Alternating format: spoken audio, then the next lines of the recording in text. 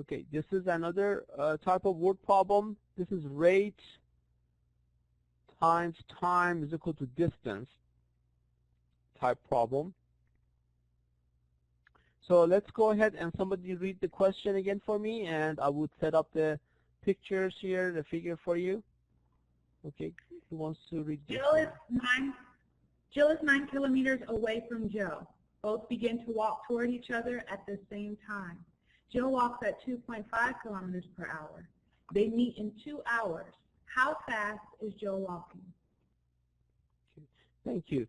So this is Jill, and this is Joe, and they're 9 kilometers apart.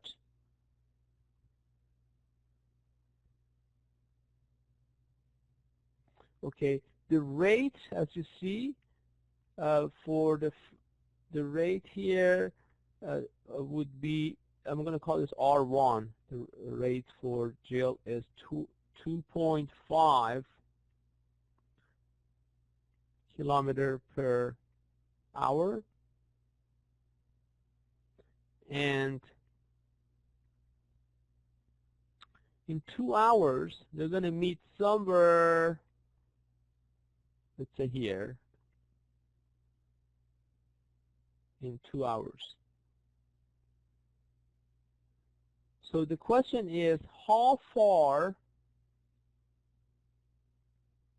Jill covers during these 2 hours. Remember, the distance is equal to how fast you go, rate, times time. So can somebody tell me what would be the distance that that we have here? What would be distance in terms of what's given to us? I'm going to call this D1 would be the distance that Jill covers, would be equal to what? Anybody? That's a formula. I guess it would be 9 minus, need a variable.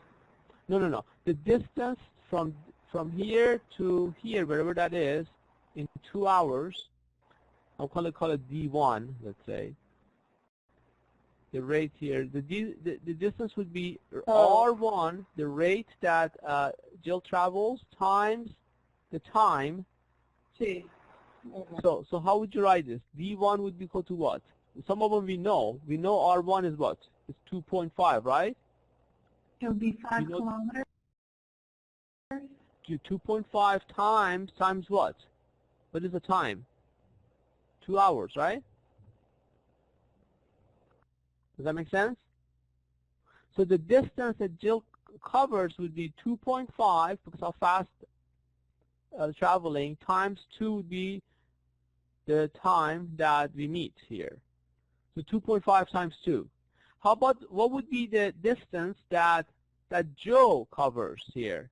Let's call this D2. Let's call this D2.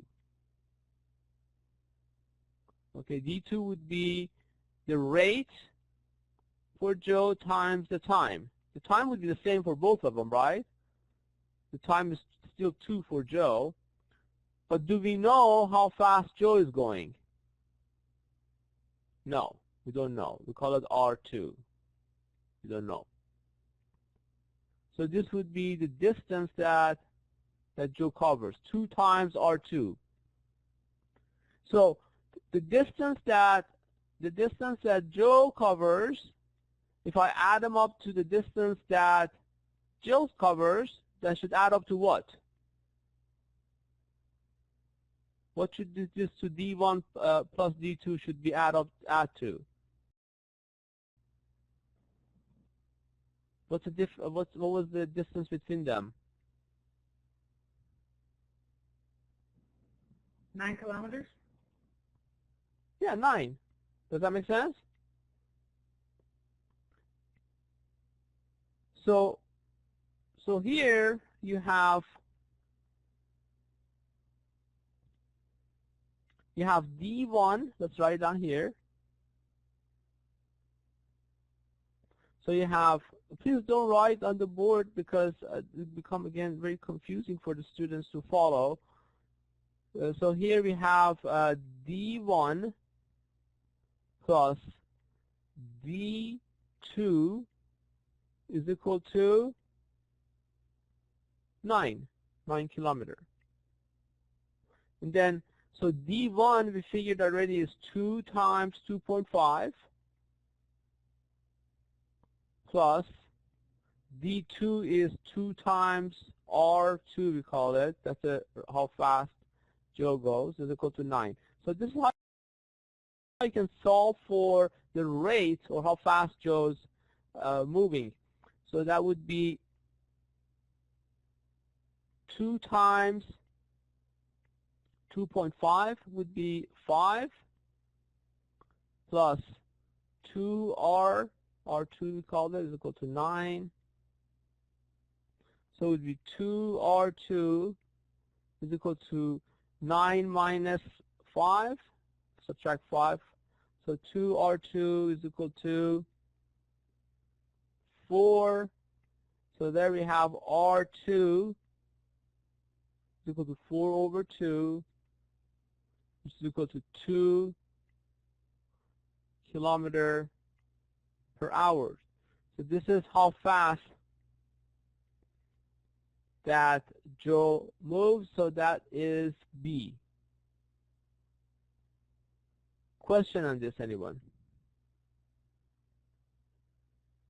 Anybody have any questions? Everybody get it? I kind of got lost at the where it says 2R24.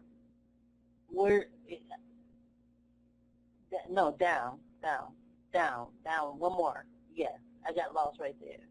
Okay, 2R2. R2 would be just a rate that how fast Joe is going. 2R2 is equal to 2. R is a rate. We call it R2. We're dividing both sides by 2. So would it be easier if I just call this R, not R2? No, that's good. You okay? Do you understand that? Yes. Yeah. R2 is just a rate. We can call it R1, R2. You want to distinguish between the rate of these two. So I'm saying this is R1 would be how fast Jill's going. R2 is, okay, we don't know how, but that's the speed for Joe. Any other question, anyone? Yeah, that extra 2 says, some of you says they confuse you. So it's when you have two or more items, when they move around, you can always refer to that. So like if the object moving this way and another object is moving this way, let's say, so the rate, you can call this rate of this R1, you can call the rate of this R2, and then the time, you can call the time for this object T1, the time for this object T2, and then if I multiply these two, then it would be the distance that the first object covers, so call it D1, and then the distance the second object covers, call it D2. Okay? So now some of these items might be the same. So in this case, the time were the same. But this is how you can distinguish between two objects are moving from each direction. So that's what we're doing. Looks like some of you said you got it now. Any question on that? So let's say the distance that the first person covered would be D1, the distance that the second person covers is D2, and they meet at some point depending how fast they're going, basically. So D1 would be this distance here that the first object covers, D2 would be this distance here. Again, D1 would be how fast you're going times that times T1, and this one would be how fast this other object is moving times T2. So you can use that to set up the equation. Okay, are we okay? Everybody okay with this then, right? You're going to see this type of problem